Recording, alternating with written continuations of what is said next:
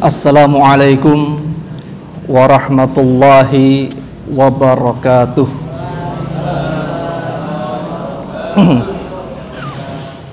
Innal hamdalillah nahmaduhu wa nasta'inuhu wa nastaghfiruh wa natubu ilaihi wa na'udzu billahi min syururi anfusina wa min sayyiati a'malina. Man yahdihillah fala mudhillalah wa man yudlil fala hadiyalah. Wa asyhadu an la ilaha illallah wa asyhadu anna Muhammadar Rasulullah sallallahu alaihi wasallam. Amma ba'd, fa inna asdaqal hadits kitabullah wa khairal hadi hadi Muhammadin sallallahu alaihi wasallam wa syarral umuri muhdatsatuha wa kullu muhdatsatin bid'ah wa kullu bid'atin dhalalah wa kullu dhalalatin finnar. Baik jamaah rahimani Allahu wa iyyakum, ikhwah sekalian, teman-teman yang semoga Allah rahmati. Hari ini kita akan membahas sebuah tema kajian yang sangat mendasar sekali, yang mana semua kita wajib faham hal ini dan tidak boleh ada yang tidak memahaminya. Karena ini persoalan yang fundamental, yaitu persoalan syahadat. Tema kali ini adalah seseorang yang sudah mengucapkan 2 kalimat syahadat, maka dia dihukumi muslim sampai terbukti kekufurannya. Ya, ini sekali lagi tema kita adalah seseorang yang sudah mengucapkan 2 kalimat syahadat, yaitu asyhadu an la ilaha illallah wa asyhadu anna Muhammadar Rasulullah sallallahu alaihi wasallam, maka status dia jelas yakin dia adalah muslim sampai terbukti jelas kekufurannya. Nah, sebelum kita bahas lebih lanjut, kita mesti juga memahami bahwa seseorang itu disebut muslim apabila yang pertama, ini seseorang disebut muslim apabila yang pertama, dia memang lahir dari kedua orang tua yang beragama Islam. Orang tuanya muslim dan dia dibesarkan dalam lingkungan Islam, maka dia dihukumi muslim. Dalilnya sebagaimana yang Allah Subhanahu wa taala firmankan, bahwasannya kita sudah bersaksi, bersyahadat ketika di alam ruh, yaitu di surah Al-A'raf ayat 102. A'udzubillahi minasyaitonir rajim. Wa idz akhadha rabbuka min bani adama min zuhurihim dzurriyyatahum wa ashhadahum ala anfusihim alastu bi rabbikum qalu bala syahidna. Ingatlah ketika Rabb kalian mengeluarkan keturunan-keturunan Adam dari sulbi mereka, ya, dari sulbi Nabi Adam. Kemudian Allah Subhanahu wa taala mengambil kesaksian atas ruh-ruh mereka. Jadi ketika di alam ruh, Allah bertanya kepada semua kita tanpa terkecuali. Apa kata Allah? Alastu bi rabbikum. Apakah kalian bersaksi bahwa aku adalah Rabb kalian?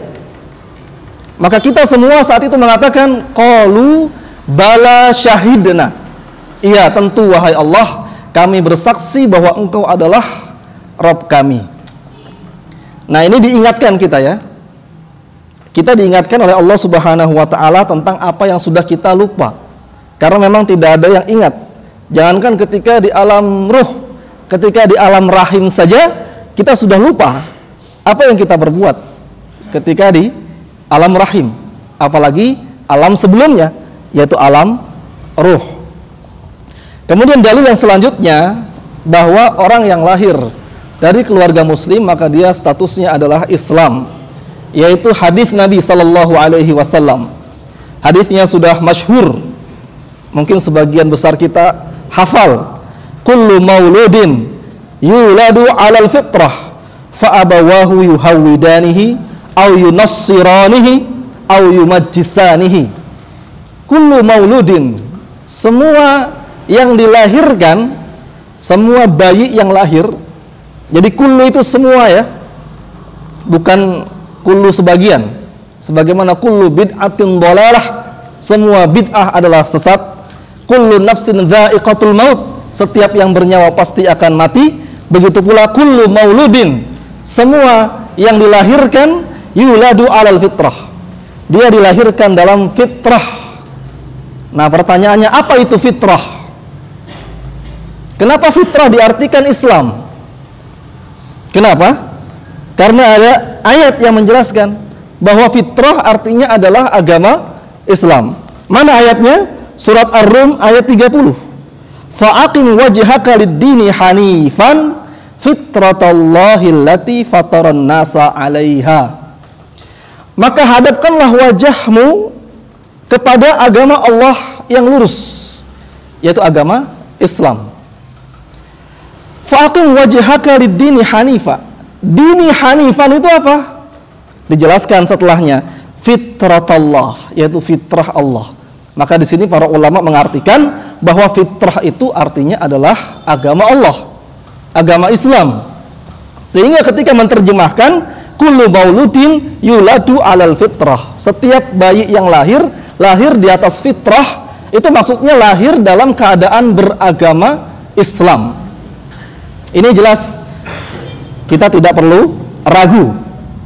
Baik dia dilahirkan oleh kedua orang tua yang beragama di luar Islam, Yahudi, Nasrani, punya anak, anaknya Muslim,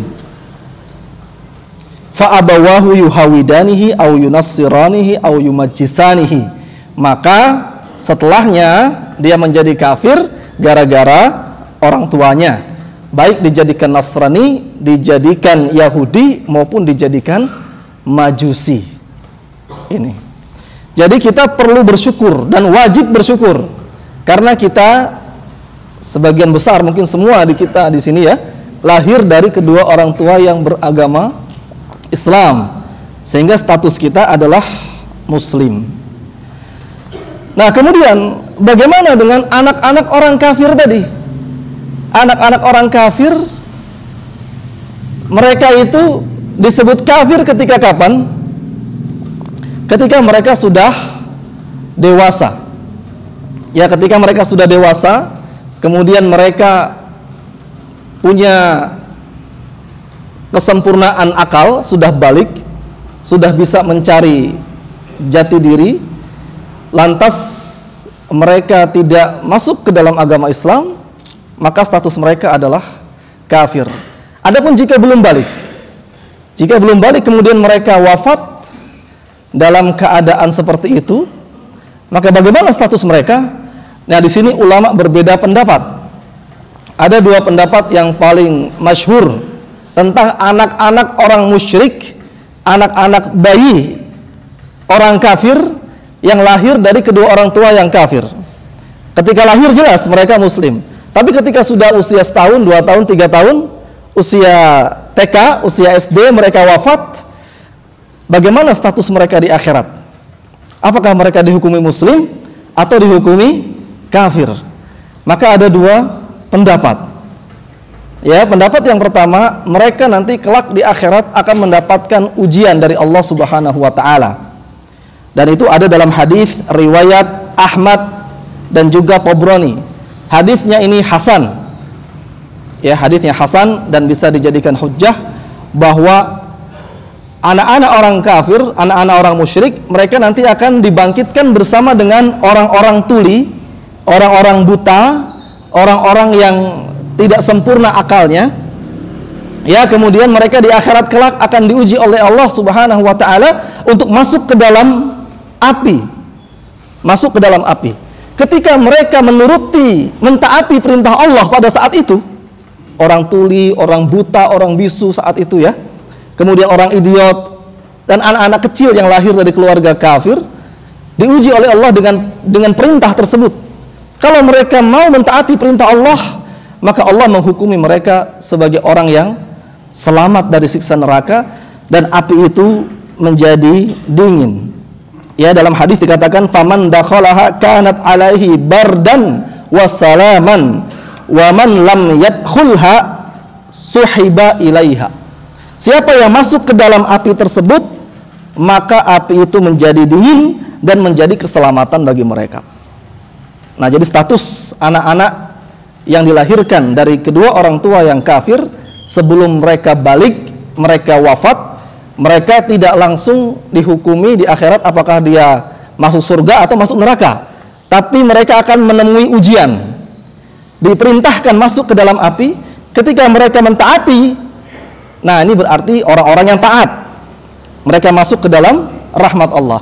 Tapi ketika mereka tidak taat, maka mereka akan mendapat neraka yang sesungguhnya. Ya, ini hadis riwayat Imam Ahmad dan hadisnya sahih. Kemudian pendapat yang kedua tentang anak-anak orang musyrikin, anak-anak orang kafirin yang mati sebelum mereka balik, mereka akan masuk ke dalam surga. Ya, mereka masuk ke dalam surga. Pernah suatu ketika Rasul Shallallahu Alaihi Wasallam dalam sebuah peristiwa Mi'raj, beliau ditampakkan peristiwa-peristiwa di alam akhirat. Di antaranya adalah beliau Shallallahu Alaihi Wasallam melihat ada sesosok syekh orang tua yang duduk di bawah sebuah pohon besar. Kemudian dikelilingi oleh anak-anak kecil. Ya, kemudian Nabi Shallallahu Alaihi Wasallam bertanya, siapakah mereka? Yang duduk itu siapa? Dan anak-anak kecil itu siapa? Kemudian dijawab oleh malaikat bahwa yang duduk itu adalah Ibrahim alaihissalam. Ya, wa syaikhu fi asli syajarah Ibrahim alaihissalam. Syekh yang duduk di bawah pohon itu adalah Nabi Ibrahim alaihissalam. Kemudian haulahu fa auladun nas, yang mengelilinginya tadi, anak-anak kecil yang mengelilingi Nabi Ibrahim alaihissalam adalah anak-anak manusia. Nah, manusia ini secara umum, baik dia manusia dari keluarga muslim atau anak-anak orang kafir yang mereka mati sebelum usia baligh. Ya, ini juga hadis yang sahih dan justru inilah yang dikuatkan oleh sebagian besar ulama bahwa anak-anak kecil yang mati, anak-anak orang kafir yang mati sebelum mereka baligh, mereka akan memasuki surga Allah Subhanahu wa ta'ala. Dan dikuatkan juga oleh firman Allah, wa ma kunna mu'adzibin hatta nab'atha rasulan. Kami tidak akan mengazab mereka sebelum kami mengutus rasul yang menyampaikan hujjah kepada mereka. Nah, ini ya. Jadi status anak-anak orang musyrikin, anak-anak orang kafir yang mati sebelum balik, di akhirat mereka akan masuk surga atau akan mengalami ujian terlebih dahulu. Seperti itu. Maka tidak boleh kita memvonis anak-anak orang kafir yang mati, oh dia mah ahli neraka. Tidak boleh. Karena ada keterangan hadis yang menjelaskan mereka belum tentu masuk neraka, dan ada hadis yang menjelaskan mereka akan masuk surga. Gitu. Tetapi hukum di dunia berbeda. Nah, kalau hukum di akhirat tadi diserahkan kepada Allah Subhanahu wa taala dan kemungkinan besar masuk surga, tapi hukum di dunia mereka akan dihukumi sebagai anak orang kafir dan diurus jenazahnya secara agama ayah ibunya. Kalau ayahnya ibunya Nasrani, maka anaknya akan diurus dengan pengurusan Nasrani dan dimakamkan di pemakaman khusus orang-orang kafir, bukan di pemakaman muslim. Jadi ini. Nah, demikian. Seorang muslim dikatakan muslim apabila dia lahir dari keluarga muslim, kemudian dia besar dalam keadaan muslim, dan yang selanjutnya tadi, anak-anak orang kafir, dia akan menjadi muslim apabila dia mengucapkan dua kalimat syahadat. Jadi dua kalimat syahadat ini adalah pintu gerbang masuk ke dalam Islam. Ya, sebagaimana semua rumah itu pasti ada gerbangnya, maka Islam juga memiliki pintu gerbang. Pintu gerbang masuk Islam adalah mengucapkan dua kalimat syahadat. Kalau orang sudah mengucapkan dua kalimat syahadat, maka dia sudah dihukumi muslim. Hadisnya adalah riwayat Bukhari Muslim. An Ibni Umar radhiyallahu anhuma anna Rasulullah sallallahu alaihi wasallam qala umirtu an uqatilan nasa hatta yashhadu an la ilaha illallah wa anna Muhammadar Rasulullah Wa idza qaluha, apabila dia sudah mengucapkan asyhadu alla ilaha illallah wa anna muhammadar rasulullah. Ya, kita terjemahkan di awal tadi. Aku diperintahkan. Siapa yang memerintahkan? Yaitu Allah Subhanahu wa taala. Aku diperintahkan oleh Allah untuk memerangi semua manusia tanpa terkecuali. Sampai kapan diperangi? Sampai mereka mengucapkan la ilaha illallah wa anna muhammadar rasulullah sallallahu alaihi wasallam. Apabila mereka sudah mengucapkan dua kalimat ini, maka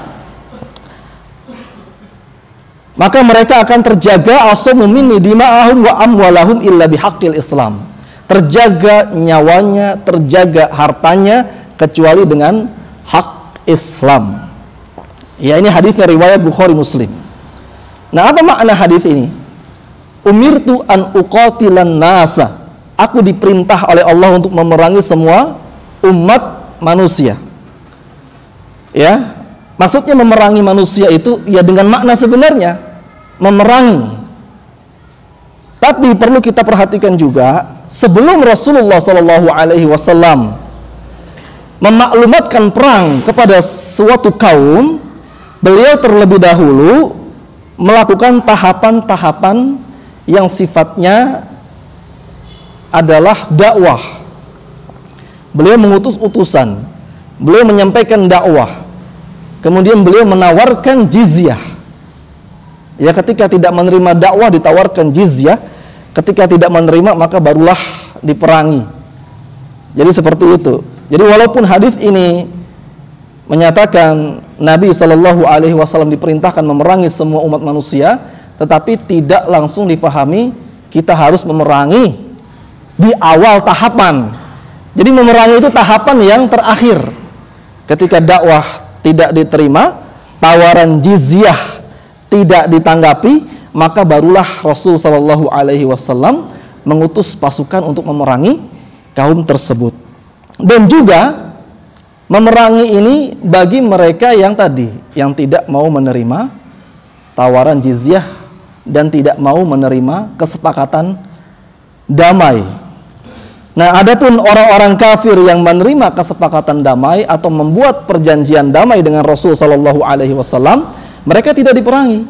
Sebagaimana orang-orang yang ada di Madinah, itu disebutnya kaum mu'ahad, orang kafir yang terikat dengan perjanjian. Kata Rasul Shallallahu Alaihi Wasallam, man qatala nafsan mu'ahadan lam yarih raihatal jannah wa inna rihaha la yujadu min masirati arba'ina aman. Siapa yang membunuh jiwa orang kafir yang sudah membuat kesepakatan dengan kaum muslimin, maka orang yang membunuhnya ini tidak akan mencium aroma surga, padahal aroma surga itu bisa tercium sejauh 40 tahun perjalanan. Hadis riwayat Bukhari. Nah, di antara perjanjian Rasulullah adalah ketika di Madinah, yaitu dengan piagam Madinah. Jadi piagam Madinah itu adalah sebuah kesepakatan antara Nabi dan umat Islam dengan orang-orang Yahudi, orang-orang Nasrani, orang-orang musyrikin untuk hidup dalam satu negara, hidup berdampingan. Tidak boleh saling menzalimi atau membunuh. Siapa yang membunuh orang kafir dalam keadaan tersebut, maka ancamannya tidak akan mencium aroma surga yang bisa tercium aromanya itu dari 40 tahun perjalanan. Ini jadi walaupun hadisnya itu umirtu an uqatilan nas, tapi uqatilan nas itu ada tahapan-tahapannya dan ada pengecualiannya. Ya, sebagaimana kita di Indonesia hidup berdampingan dengan orang-orang Nasrani dengan 5 agama yang resmi, dengan tambahan agama-agama yang tidak resmi yang jumlahnya sangat banyak sekali. Kita dilarang membunuh mereka. Walaupun mereka tidak mengucapkan 2 kalimat syahadat, karena mereka terikat dengan perjanjian. Ya, terikat dengan perjanjian oleh pendiri-pendiri bangsa ini, yaitu sebuah kesepakatan untuk hidup berdampingan antara umat Islam dengan umat di luar Islam. Nah, begitulah Rasulullah. Kalau mereka sudah mengucapkan 2 kalimat syahadat, mereka tidak lagi diperangi, mereka dihukumi sebagai muslim. Dan ini adalah ijma' ulama. Ya, siapa yang mengucapkan 2 kalimat syahadat dihukumi Islam. Ijma' ulama dikutip oleh Syekhul Islam dalam kitab Majmu' Fatawa. Apa kata beliau? ajma'al muslimuna ala annal kafira idza arada an yuslima yaktafi minhu bil iqrari bisyahadataini. Ajma'al muslimun, semua umat Islam telah berijma atas sesungguhnya orang-orang kafir idza arada an yuslima, apabila mereka ingin muslim, ingin masuk Islam, yaktafi minhu bil iqrari syahadah, yakni syahadatain. Cukup bagi mereka mengikrarkan dua kalimat syahadat. Wa qad ittafaqal muslimuna ala annahu man lam ya'ti bisyahadataini faqad kafir. Dan sungguh telah sepakat kaum muslimin, siapa yang tidak mengucapkan dua kalimat syahadat, maka sungguh dia telah kafir. Dan ijma ini adalah berdasarkan banyak nas, di antaranya hadis Jibril. Ya, dalam kitab hadis Arba'in, hadis yang kedua, ketika Jibril alaihissalam bertanya kepada Rasul sallallahu alaihi wasallam, "Ya Muhammadu, akhbirni 'anil Islami." Wahai Nabi Muhammad sallallahu alaihi wasallam, kabarkan kepadaku tentang Islam. Apa itu Islam? Dijawab, qala Rasulullah sallallahu alaihi wasallam, "Al-Islamu an tashhada alla ilaha illallah." Islam itu adalah engkau mengucapkan syahadat la ilaha illallah wa anna, dan sesungguhnya Muhammadar Rasulullah sallallahu alaihi wasallam, dan Muhammad adalah Rasulullah. Jadi Islam itu, orang itu disebut Islam ketika sudah mengucapkan syahadat la ilaha illallah Muhammadar Rasulullah sallallahu alaihi wasallam. Begitu pula hadis yang lain. Hadis ketika Rasul sallallahu alaihi wasallam mengutus utusan dakwah Mu'adz bin Jabal. Mu'adz bin Jabal diutus ke Yaman pada tahun 10 Hijriah. Apa pesan Rasulullah sallallahu alaihi wasallam kepada beliau? Sesungguhnya engkau akan mendatangi ahlul kitab. Innaka sata'ti qauman min ahlil kitabi. Falyakun awwalu ma tad'uuhum ilaihi syahadatu alla ilaha illallah. Engkau sesungguhnya akan mendatangi ahli kitab nanti di Yaman. Ahli kitab itu ada Yahudi, ada Nasrani. Yang pertama kali kamu ajak kepada kedua kelompok tersebut adalah mengucapkan la ilaha illallah. Kemudian wa in atau ulidzalika, apabila mereka sudah mengikuti apa yang engkau ajak, fa'alimhum annallaha aftarada alaihim khamsa salawatin fi kulli yaumin wa lailah. Nah, setelah mengucap syahadat, baru ajarkan mereka dalam Islam itu ada kewajiban sholat 5 waktu sehari semalam. Kemudian waktu tiyaz zakata wa tasuma Ramadan. Waktu tiyaz zakata tu'khadhu min agniyaihim wa turaddu ala fuqaraihim. Zakat yang diambil dari orang-orang kaya di antara mereka dan diserahkan kembali kepada orang-orang fakir. Ya, ini ya. Jadi orang kalau sudah mengucap dua kalimat syahadat adalah muslim beragama Islam.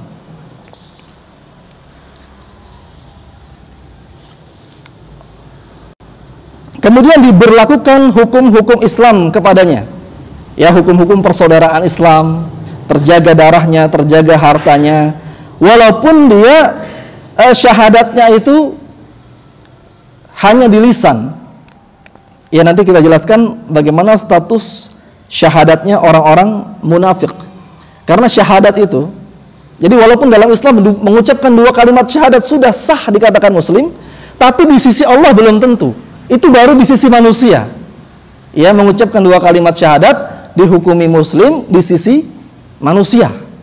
Di sisi negara dihukumi dia sebagai muslim, tapi di sisi Allah maka syahadat yang diterima haruslah memenuhi rukun-rukun dan syarat-syaratnya. Nah, mungkin nanti ini dijelaskan di lain kesempatan. Ada rukun-rukun syahadat, ada an-nafyu, ada al-itsbat, peniadaan dan penetapan. Kemudian syarat syahadat ada 7. Ada al-ilmu, dia faham apa itu kalimat yang dia ucapkan. Ada yakin, ada qabul, ada inqiyad, ada ikhlas, ada sidq, ada mahabbah. 7 syarat syahadat la ilaha illallah. Jadi kalau tidak terpenuhinya rukun dan syarat, di sisi manusia oke, dia sebagai muslim, tapi di sisi Allah belum tentu. Nah ini ya.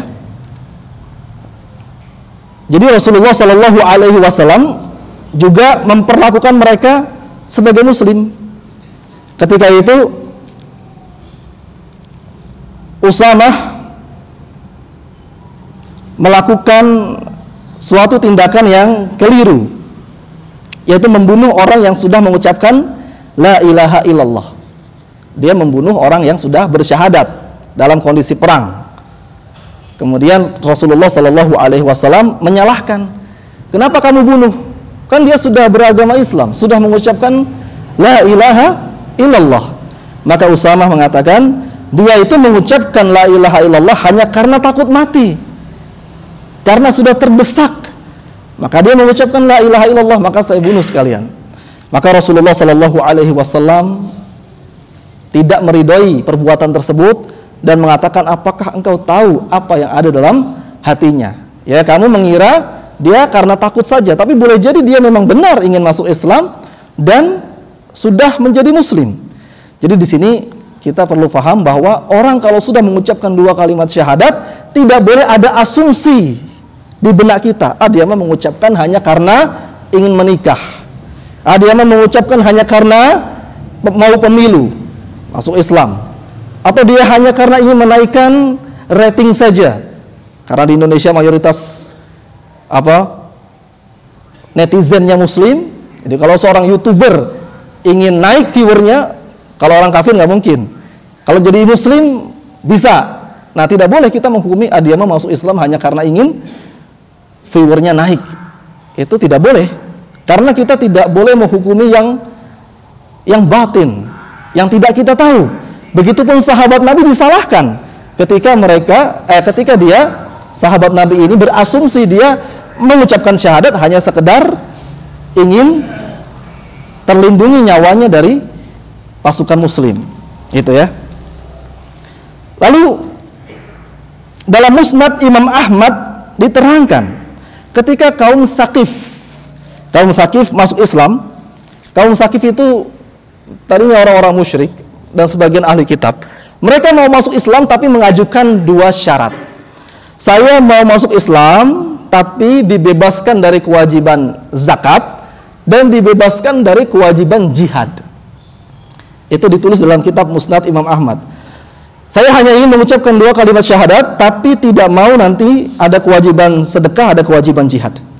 Kemudian Rasulullah Shallallahu Alaihi Wasallam menerima syahadat mereka. Iya, diterima syahadatnya, dan Rasul bersabda kepada sahabat-sahabatnya. Karena sahabat-sahabatnya bertanya kepada Rasul, kok dibiarkan wahai Rasulullah mereka mengajukan 2 syarat itu? Padahal zakat dan jihad ini kewajiban yang kalau orang muslim sudah masuk Islam, dia harus mengamalkan itu. Kemudian Rasul bersabda, iya, biarkan mereka mengucapkan syahadat terlebih dahulu dan mereka nanti akan melakukannya setelah mereka masuk Islam dan mempelajarinya. Ya, setelah mereka masuk Islam. Jadi dibiarkan dulu mereka syahadat. Ya udah syahadat dulu aja. Begitu. Maka disinilah berlaku kita harus memudahkan ketika ada orang kafir ingin masuk Islam, dia tidak harus mempelajari Al-Quran sepenuhnya dulu. Hukum-hukum syariat, hukum-hukum taklifi yang 5, ada wajib, ada sunnah, mubah, makruh, haram, tidak harus tahu itu dulu. Yang penting masuk Islam dulu. Syahadat dulu. Ketika sudah syahadat, baru nanti ada kewajiban-kewajibannya. Nah, karena kamu sudah bersyahadat, maka dalam Islam ada kewajiban sholat 5 waktu, ada kewajiban sedekah, ada kewajiban khitan bagi laki-laki, dan lain sebagainya. Gitu. Ya, dan selanjutnya tadi sudah kita katakan bahwa orang yang syahadatnya sah diterima di sisi Allah kalau dia itu memenuhi rukun-rukun dan syarat-syarat. Kalau tidak, maka dia hanya diterima di sisi manusia saja. Seperti orang-orang munafik, Pak. Orang-orang zindiq, munafik. Orang munafik itu kan dia menampakkan keislaman, dia mengucapkan syahadat, tetapi dalam hatinya dia menyimpan kekafiran. Nah, orang munafik ini adalah sebenarnya orang kafir. Syahadatnya tidak diterima di sisi Allah. Apa kata Allah Subhanahu wa taala? "Idza ja'akal munafiquna qalu nashhadu innaka la rasulullah." apabila datang orang munafik kepada engkau, maka orang munafik akan bersyahadat, nashhadu innaka la rasulullah wallahu ya'lamu innaka la rasuluhu wallahu yashhadu innal munafiqina lakadzibun. Ya, orang-orang munafik itu sebenarnya pendusta walaupun mereka bersyahadat, tapi Allah tahu syahadat mereka tidak sah di sisi Allah Subhanahu wa taala karena tidak memenuhi unsur apa tadi?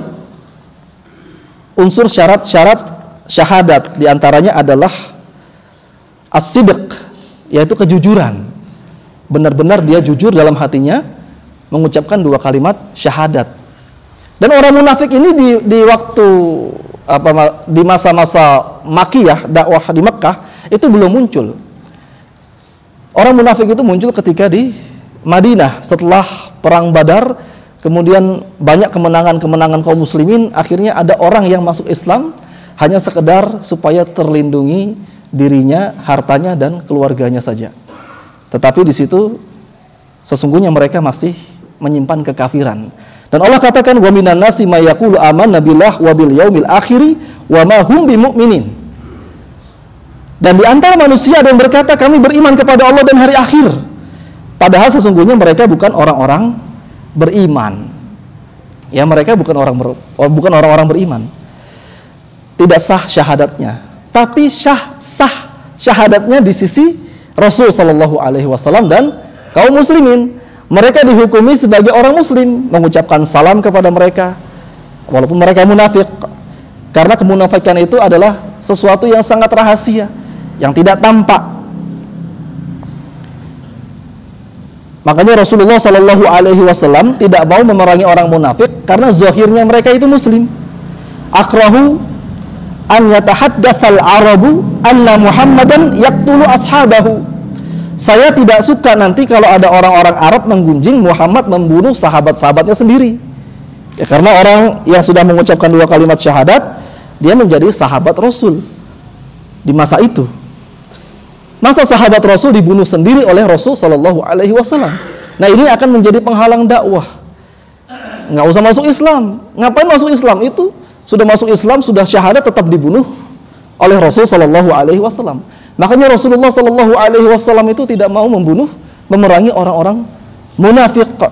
Dan disinilah para ulama memberikan kesimpulan bahwa mana Rasulullah Shallallahu Alaihi Wasallam min qatlil munafiqin ma kanu yuzhirunahu minal Islam ma'al ilmi binifaqihim li'anna ma yuzhirunahu yahubbu ma qablahu yajubbu ma qablahu.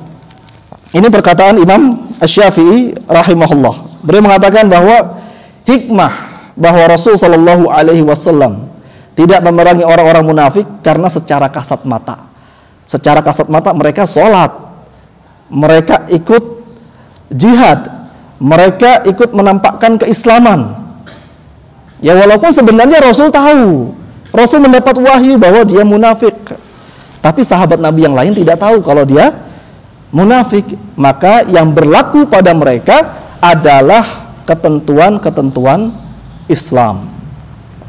Ya, jadi Nabi tidak memvonis orang munafik karena apa? Karena sudah mengucapkan 2 kalimat syahadat. Sebagaimana sabda Nabi, umirtu an uqatilan nas hatta yashhadu alla ilaha illallah. Aku diperintahkan untuk memerangi semua manusia sampai mereka mengucapkan la ilaha illallah wa anna muhammadar rasulullah. Nah, orang munafik itu sudah mengucapkan itu, berarti sudah tidak diperangi oleh Nabi Shallallahu Alaihi Wasallam. Dan begitu pun yang dikatakan oleh para ulama, ya, diantaranya Sufyan Ats-Tsauri, Ibnu Al-Mubarak dan yang lainnya berkata, manusia yang sudah mengucapkan syahadat, maka menurut kami dia adalah mukmin dalam masalah warisan dan hukum. Warisan, karena dalam ilmu waris tidak boleh seorang mukmin mewarisi orang kafir, begitu juga sebaliknya, tidak boleh orang kafir menerima warisan dari orang mukmin. Nah, karena dia sudah bersyahadat, maka dia menerima warisan dan hukumnya berlaku hukum-hukum Islam. Dia berhak menjadi wali. Kalau anaknya adalah muslimah, ayahnya seorang muslim, walaupun munafik, maka berlaku hukum Islam. Gitu ya. Dia berhak menjadi wali. Tetapi, nah, kata Sufyan Ats-Tsauri, kami tidak mengetahui bagaimana mereka di sisi Allah Subhanahu wa taala. Ya, di sisi kami, mereka kami hukumi sebagai muslim. Tapi di sisi Allah kami tidak tahu bagaimana status mereka. Nah, ini dikutip dalam kitab Ibanah Al-Kubra karya Ibnu Battah. Demikian. Jadi karena waktunya sudah habis, kita cukupkan penjelasan yang sudah sangat jelas insyaallah bahwa setiap orang yang sudah mengucapkan 2 kalimat syahadat, maka statusnya dia adalah muslim sampai jelas terbukti kekafirannya secara nyata, terlihat. Ya, kalau munafik tadi tidak terlihat, maka tidak dikafirkan. Wallahu a'lam. Wa sallallahu ala nabiyyina Muhammad wa ala alihi wa ashabihi ajma'in.